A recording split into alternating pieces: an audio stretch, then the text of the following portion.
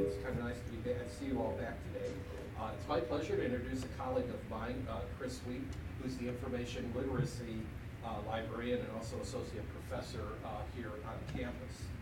Chris will be presenting on the topic of cycling, which most of us probably didn't realize was one of the most popular sports, only rivaling baseball back in the early part of the century per se.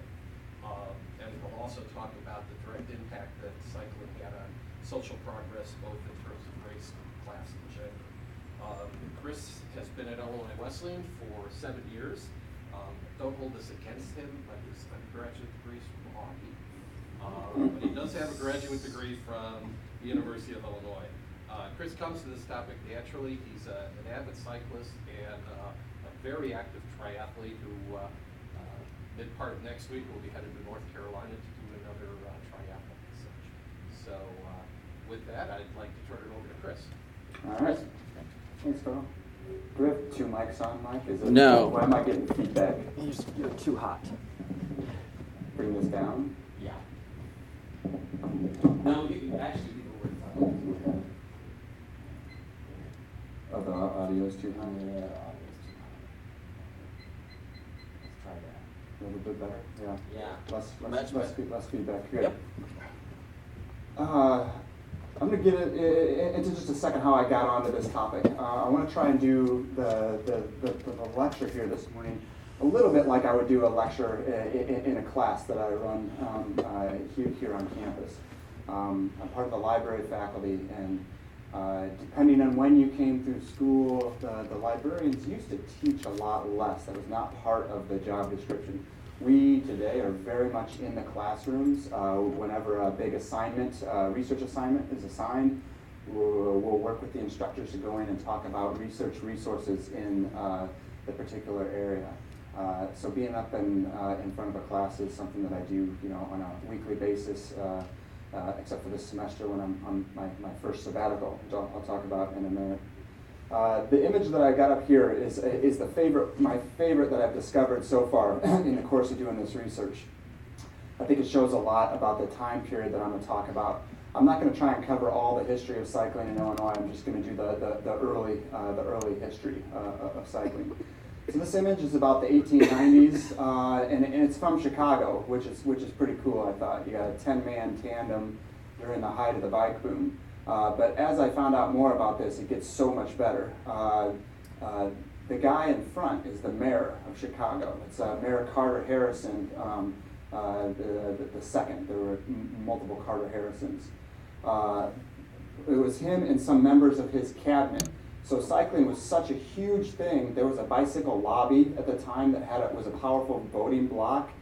And this guy, the mayor, he ran on a campaign. His campaign posters and stuff said, not a champion cyclist, but the cyclist champion, because there was this big voting bloc of cyclists in Chicago at the time. So as I've kind of gotten more into this history, there's so many important connections that I've discovered. I want to kind of scope this to get us a sense. Most of what I'm going to talk about is the bicycle boom.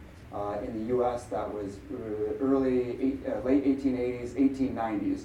That decade of the 1890s, the bicycle just went nuts. Few articles ever used by man have created so great a revolution in social conditions as the bicycle. It's a pretty bold statement, I would think. It would be a bold statement for me to try and back up, but at the time, no. That was very much seen as a great equalizer. And a true revolution. So that came out of the census. They did a census of manufacturers as well as people. So manufacturing census, not a particularly liberal or pro-cycling publication. And this echoes it. As a social revolutionizer, it's never had an equal. Put the human race on wheels and changed many of the most ordinary processes and methods of social life. It's the great leveler. Not until all Americans got on bicycles was the great principle of every man is just as good as every other man fully realized.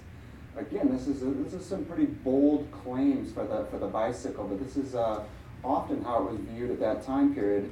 And actually, again today, there's a lot of moves to bring bicycles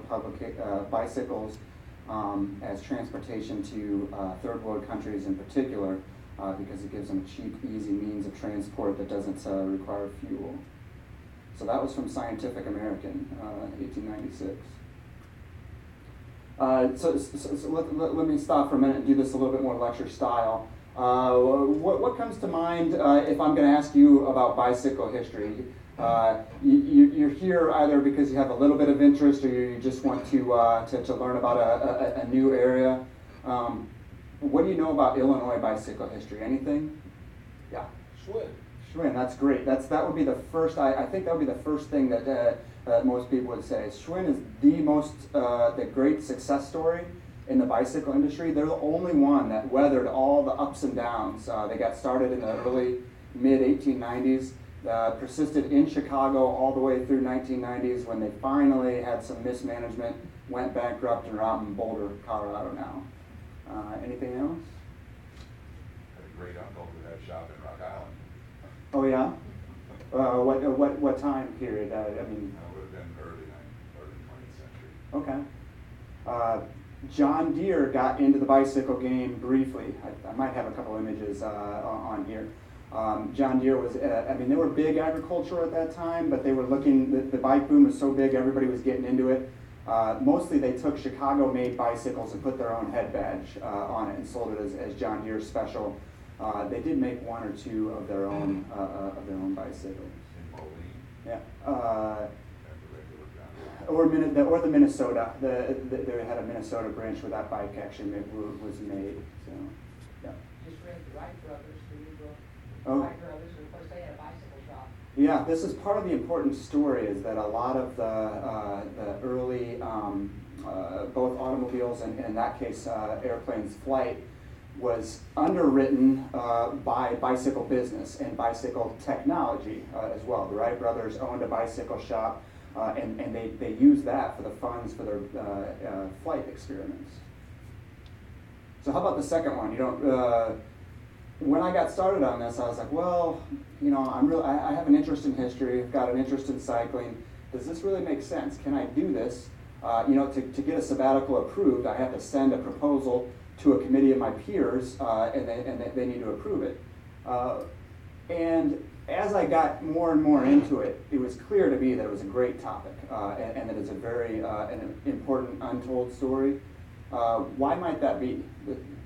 Do you have any ideas? What might this tell us to work in history in this area? Yeah. I think that people are doing more riding bicycles. I mean, there's a push contemporary-wise. So then once there are more people, you see more people riding bikes, then you say, okay, well, where did it come from?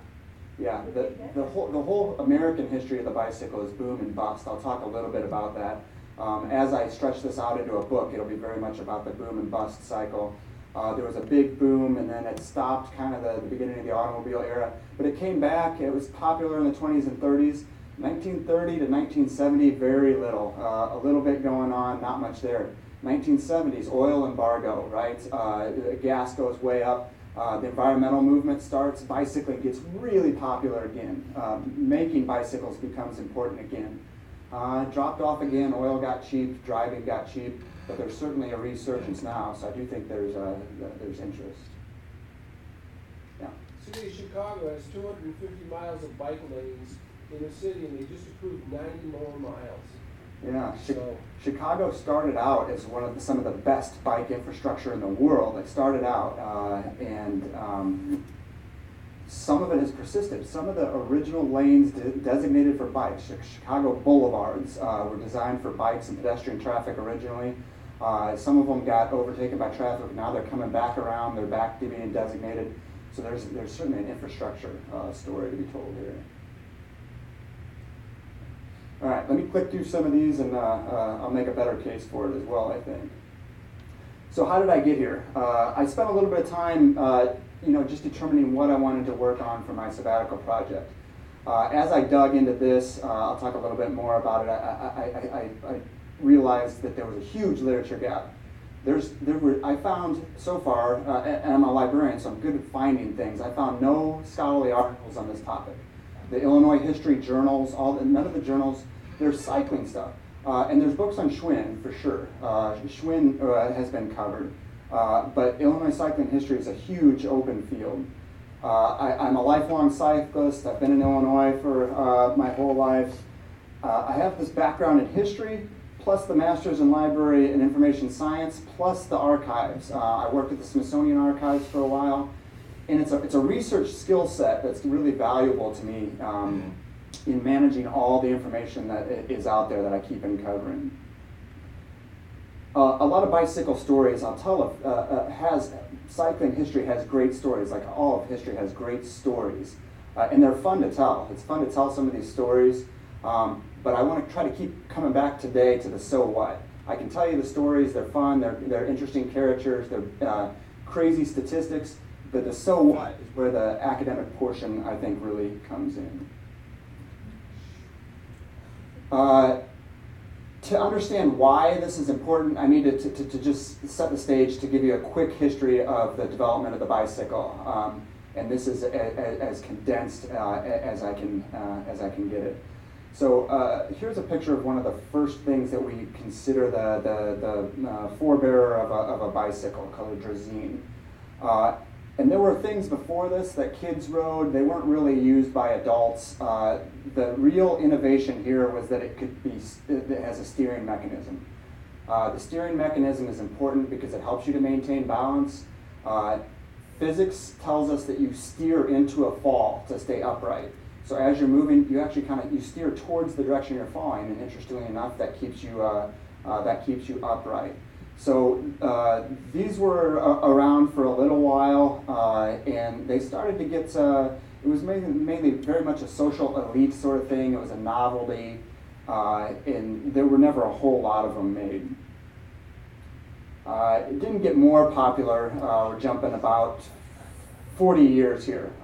In Paris, 1863. These were called the Boneshakers or the velocipedes.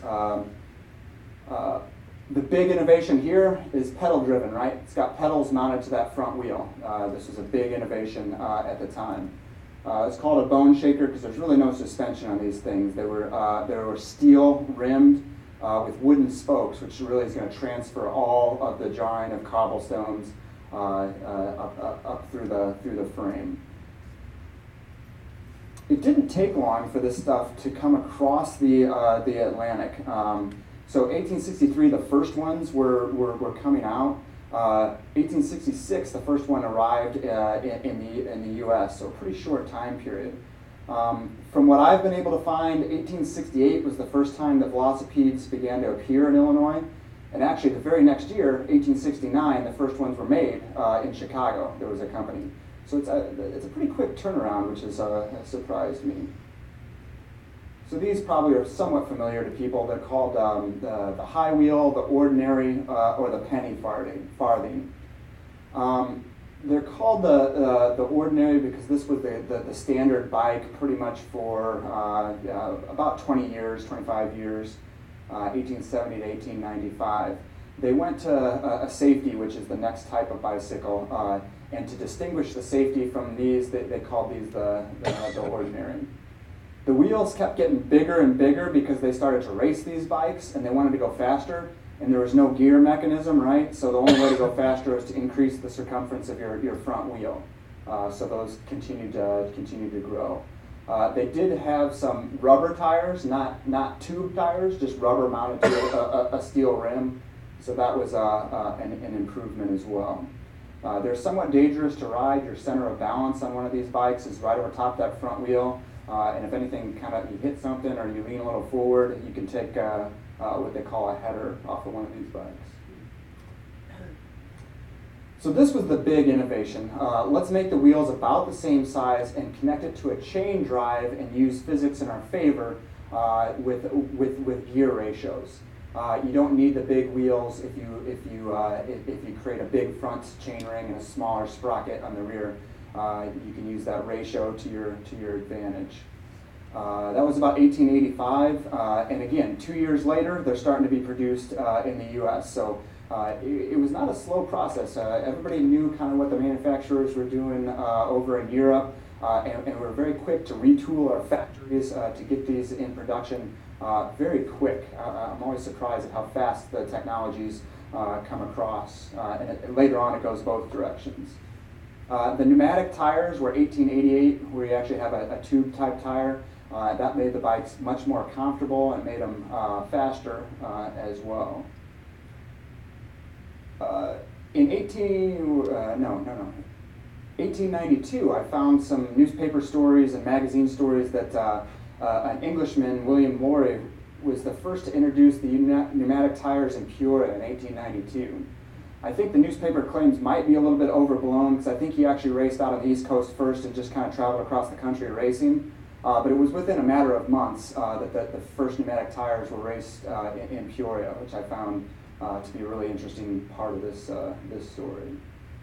So the safety bicycle is what really led to the boom, which is going to be the main focus that I'm going to cover today.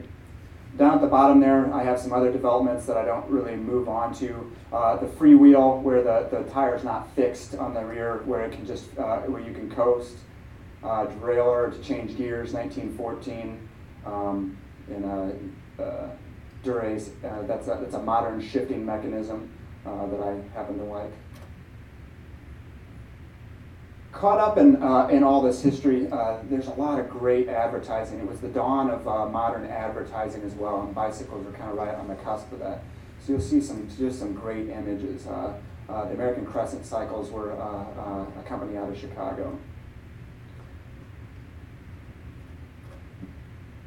So at this point, these are my main, the main thesis topics I'm going to build hopefully a book around.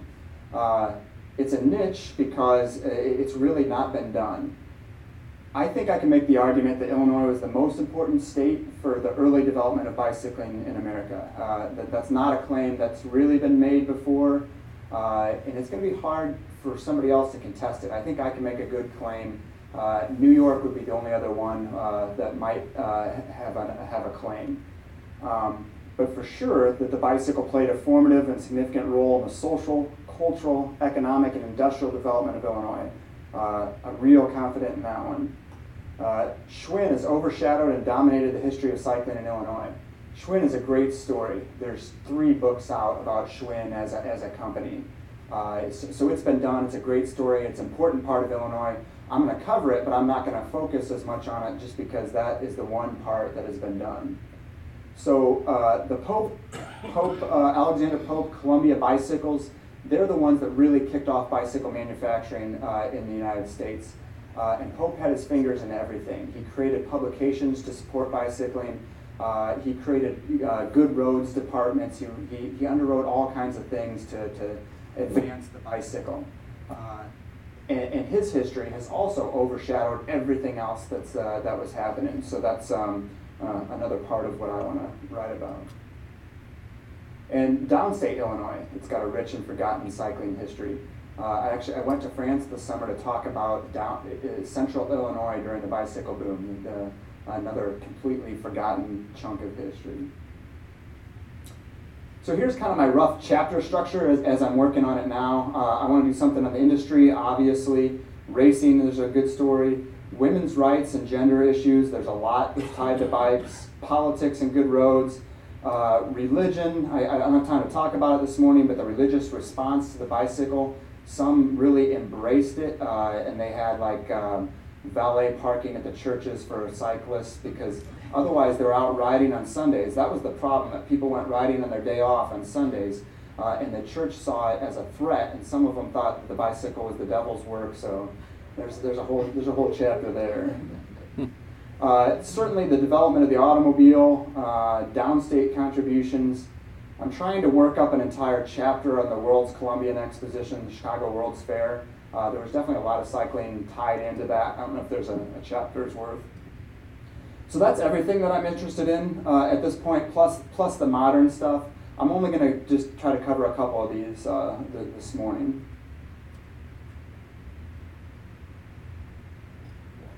So these are some stats. How big was the boom?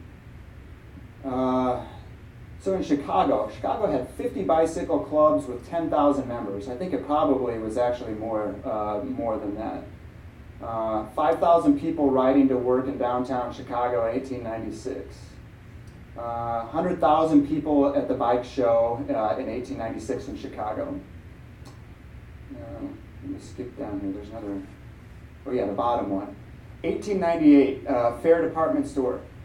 I found a source saying they were moving 1,000 bikes a day. 1,000 bikes a day out of this department store during the height of the boom. They couldn't get them in fast enough from all these manufacturers. The demand was that high. So this is a big boom, and it didn't last all that long. It lasted about 10, 15 years, but people forget how big it was at the time.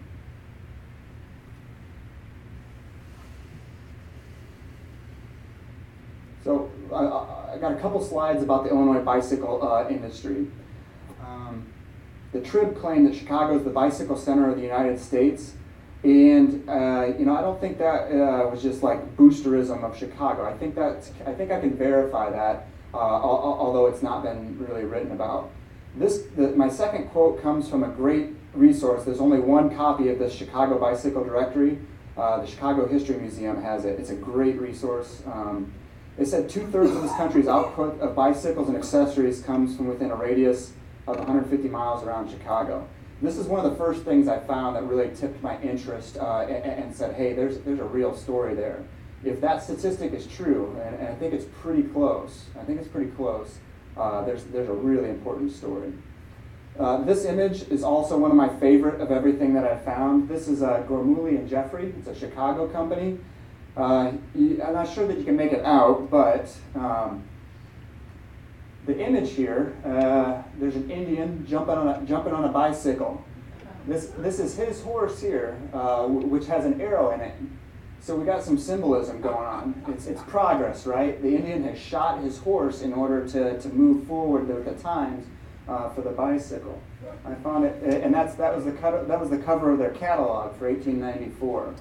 I just think it's a really interesting image about what was going on at the time. Western Wheel Works, it was another one of the big Chicago companies.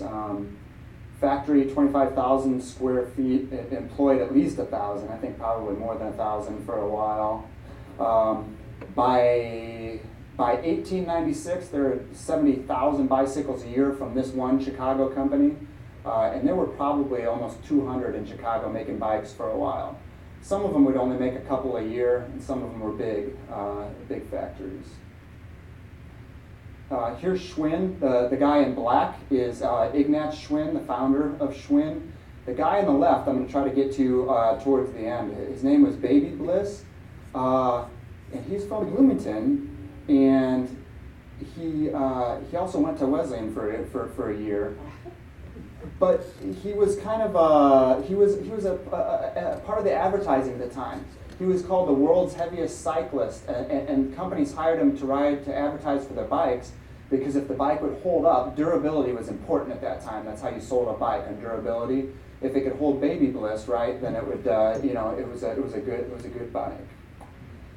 So Schwinn, one of the success stories, they got into motorcycles for a while. They tried cars for a little while too, electric cars, but that didn't last very long.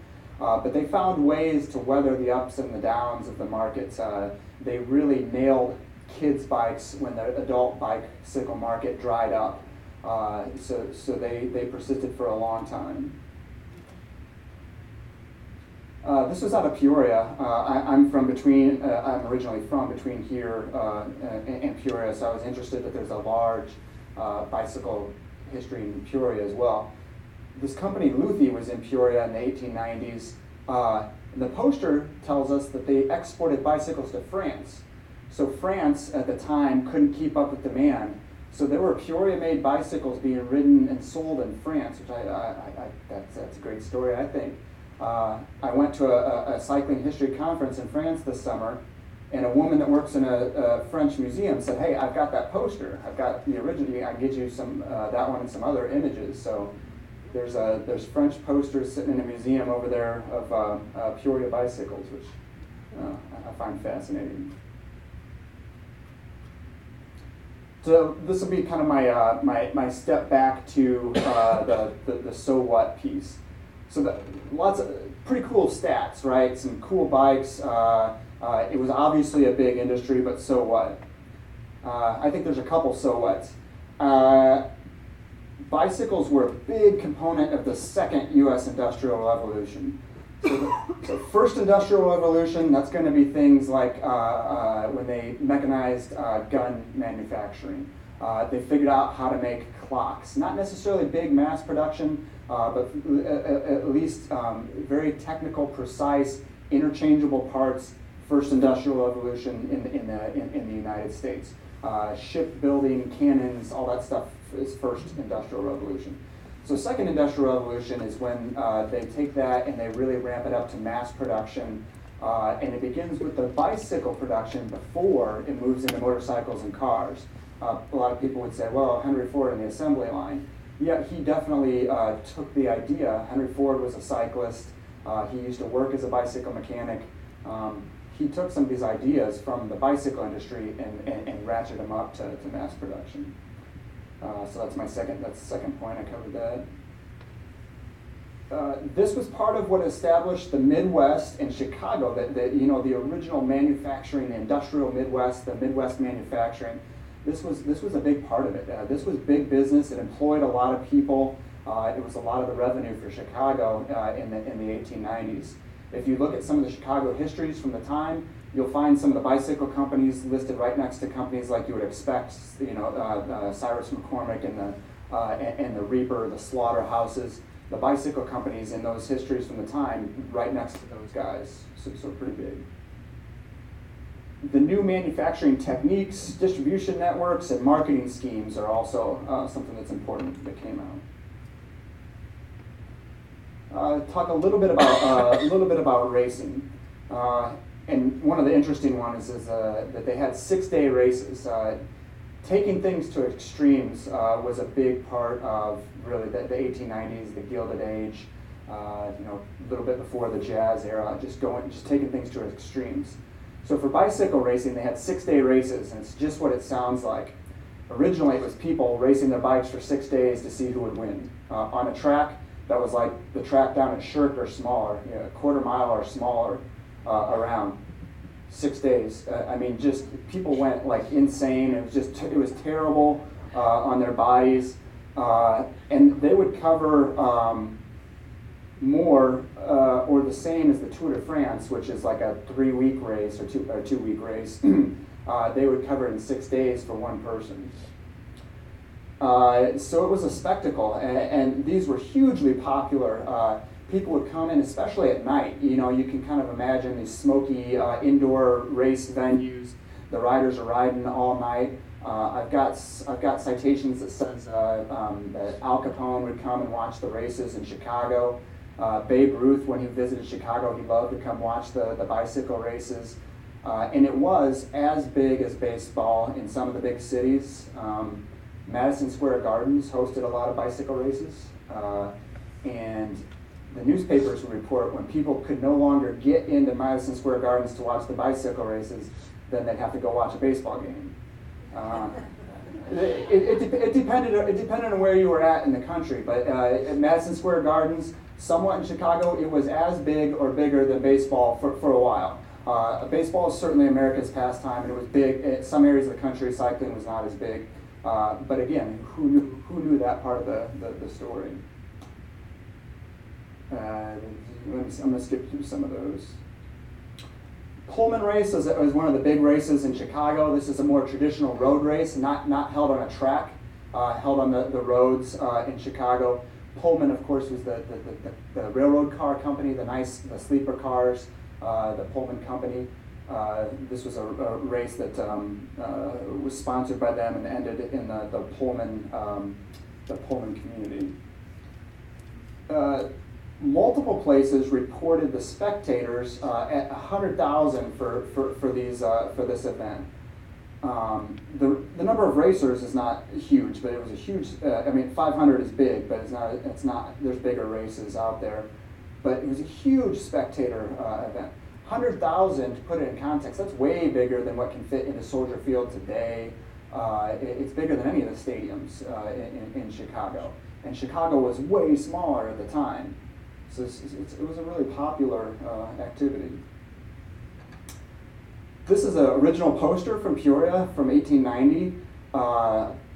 Bradley University has this up on a wall, actually, and it shows some of the greatest riders in the country. They came to race in Peoria. Peoria had a really famous racetrack over there. I found a number of world records set in Illinois, and Decatur, Peoria, Chicago. I've actually got a couple more than this, but racing was big in the state as well. This advertisement on the right-hand side is 1897 here in Bloomington, a bicycle race. So racing tells us something, I think, as well. There was big debates about amateur versus professional. This is where it started. You know, were these guys getting paid by the bicycle companies or not? That distinction became really important. Companies sponsoring athletes. This kind of started to come up the same time as baseball, where companies realized that this was a good marketing route to sponsor these racers or teams. Sports promotion was big business. Chicago Stadium, Madison Square Gardens, and the racers are really what pushed the innovation in technology, the push to those pneumatic tires, the push to lighter frames. So that's another reason I think that's important. There was an early national challenge to racial segregation. The northern part of the country, the abolitionists wanted the bicycle racers to be across the board. Anybody should be able to race. There was a southern faction that said no, there needs to be a color line in the sport. And there's interesting debate about that and how it all played out. Let me try to figure which parts are most important to get to here. Let me go through the women's rights and gender issues. My wife and I were talking last night about how this is probably some of the most important and interesting things that is coming out of this particular research. Let me try to capture it at a little bit of a higher level. The bicycle in relation to women's rights and gender issues, the first thing to understand that's so important is that it gave women a mobility that they didn't have prior to that. You had trains, and most people, if you wanted to travel any distance, you had horse and carriage. Horse and carriage was pretty expensive, actually, to maintain a horse and a carriage. You had to feed the horse. You had to have a stable, or put the horse up in a stable. Usually, you had a driver if you didn't drive yourself. They were actually pretty expensive, even compared to bicycles, which were expensive at the time. But the price came down very quickly. So all of a sudden, women were able to get out and go out, wherever they wanted in the countryside with their friends. And it was a mobility that really scared a lot of the males of the time, Victorian era males, not really known for progressive sort of views. So the women's suffrage movement certainly picked up on this. The temperance movement really got behind bicycles. The Women's Christian Temperance Society out of Chicago. Frances Willard started that. She was a big proponent of cycling as a way to keep people from drinking. And there's statistics that show that was happening as well.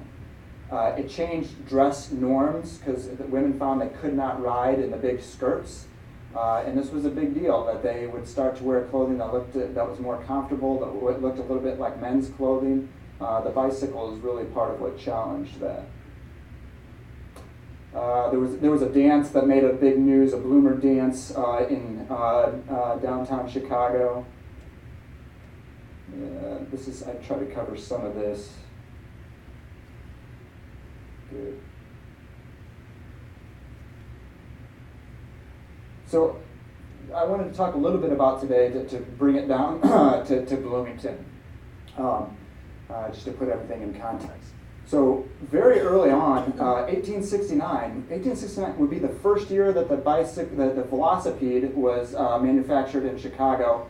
They were in Chicago the previous year, but by that time it was here in Bloomington. They had a riding school down in downtown Bloomington.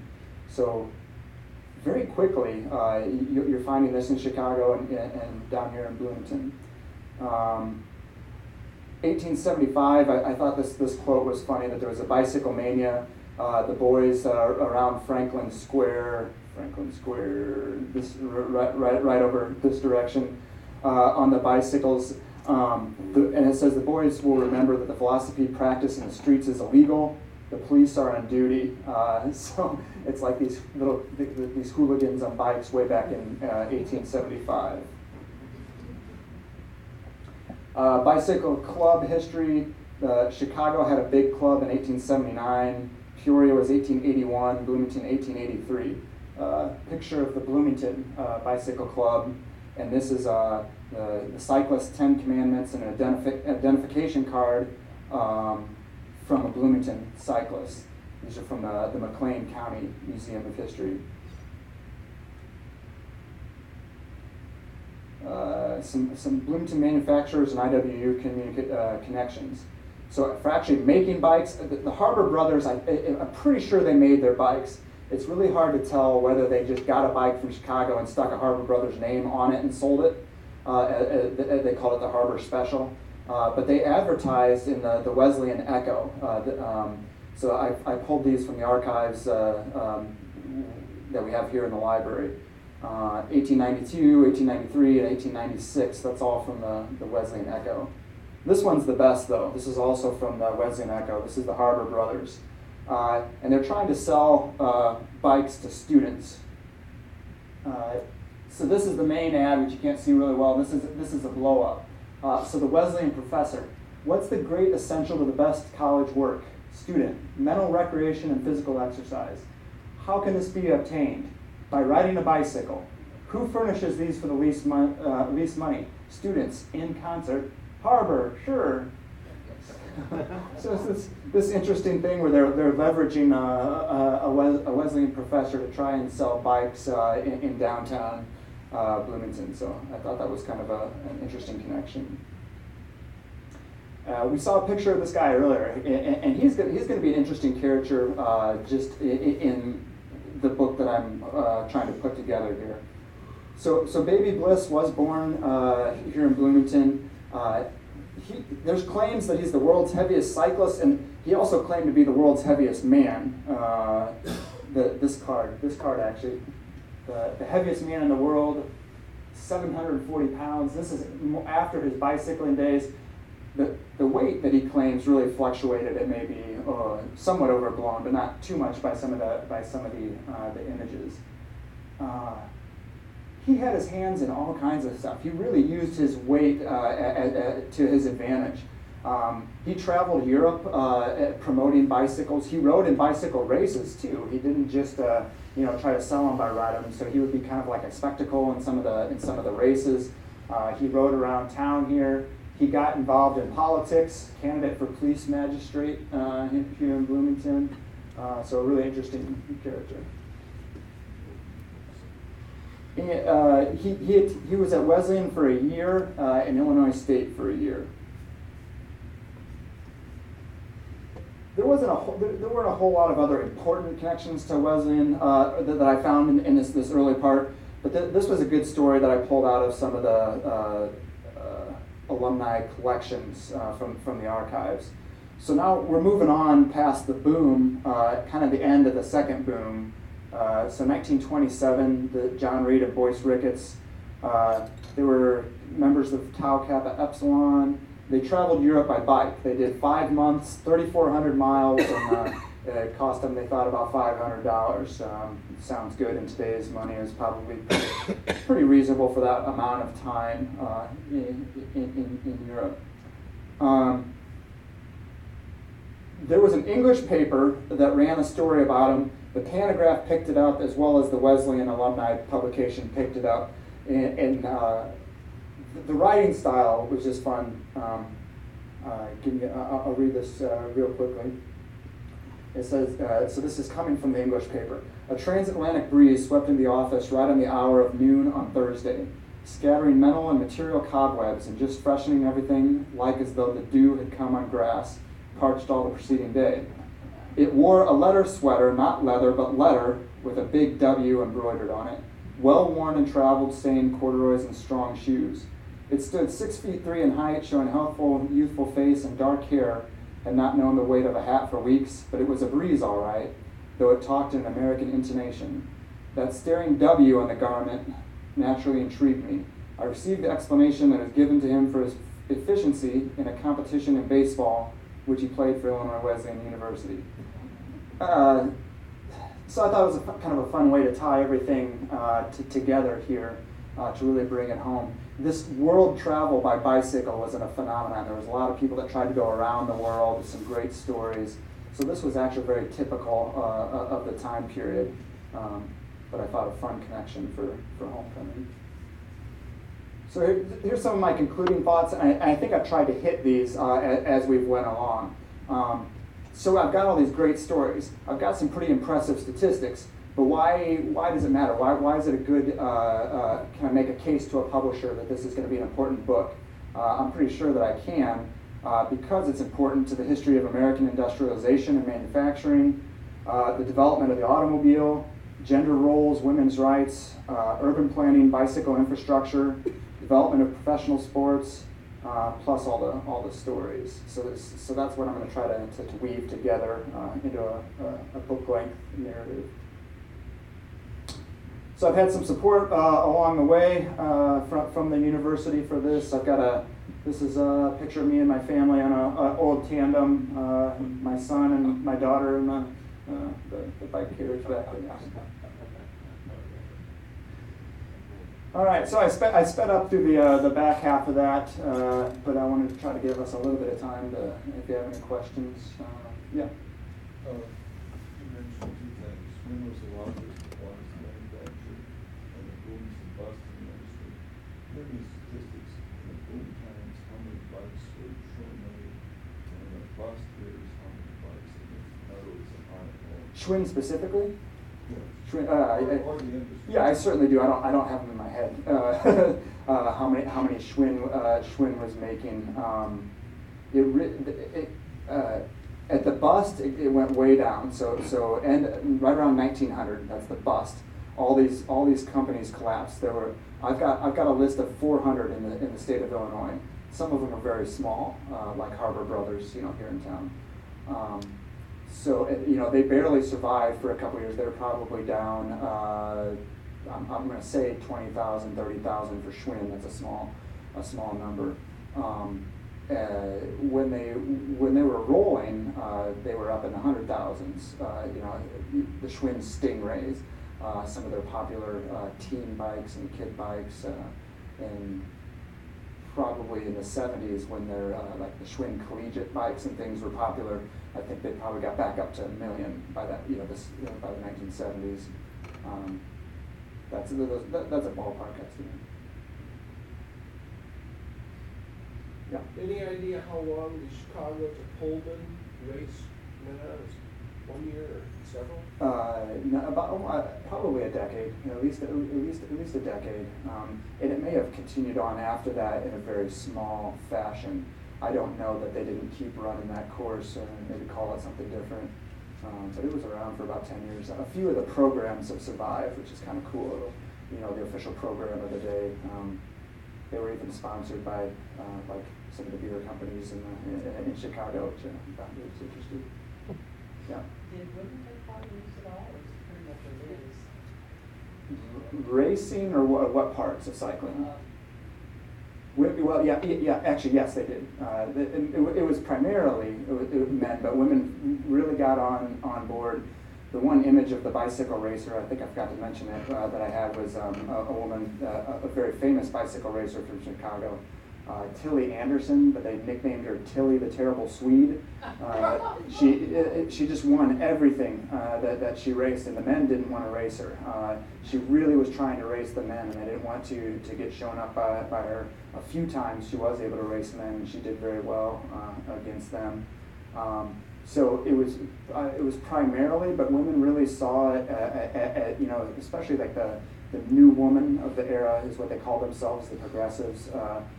They really saw the bicycle as their symbol, and there's a lot of great information out there about women in the bike. Yeah.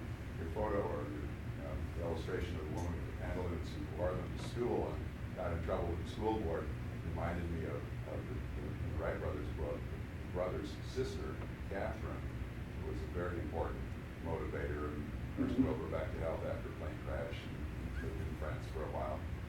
Created a fad by tying her skirts together at the ankles when she took her first airplane ride. She was the first woman to fly. And that cinched-in hemline became a nationwide style craze. And the pantaloons looked like they picked up on that with the tucked-in cuff. Yeah. The whole movement was called Rational Dress Reform, which started kind of earlier than the bicycle, but as soon as the bicycle came along, they used that, right, because it made sense. There was a practical reason that they needed, this type of clothing. So I suspect she already knew about that from the bicycle side when she went up in the airplane, because that would have been 1904 or 05. Yeah. How much did a Schwinn bike cost when it did, say, 55, 56, something? Just a plain old big tire, not a racing bike. It'll have to be a guess. They really so prices dropped a lot. Originally, during the boom, a lot of the bicycles were around $100, $75. So we're talking social elite. It was an elite class thing, but the prices and the competition drove prices down really quick. So 1890, a lot of the bikes $75, $100. By 1900, they had driven the prices down to $25. So inflation is going to run it back up by the 1950s. Some of the kids' bikes, I'm guessing, are going to be $20, $30 in that price range. Could be cheaper. Yeah. When Schwinn was at its peak, what was it? Did they play 100 people, 1,000, a couple thousand? What was the point? They probably got close to 1,000. They a couple times they opened up a few other factories. They kept the original Chicago factory going. It was part of the problem. They never reinvested.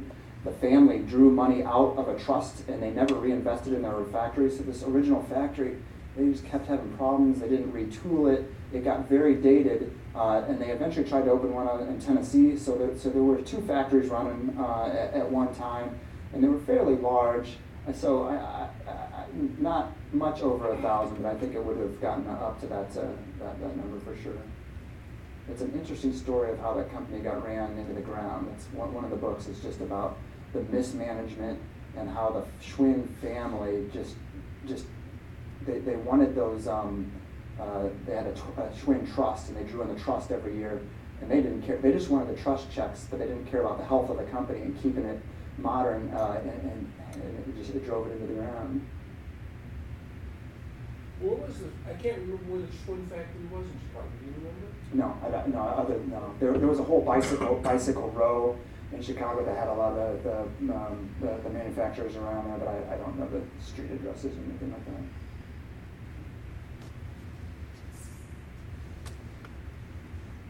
I think my first known Schwinn was low enough in price that I could buy it on newspaper boy's salary.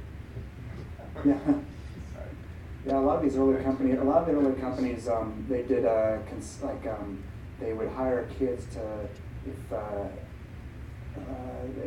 if you sold a certain number of newspaper subscriptions or something, you'd get a free bike. That was a popular the newspaper companies and magazine companies in Chicago. Kids really wanted bikes, so it was something like you sell 50 subscriptions, you get a bike. I got some advertisements from that sort of thing. All right. Well, thank you.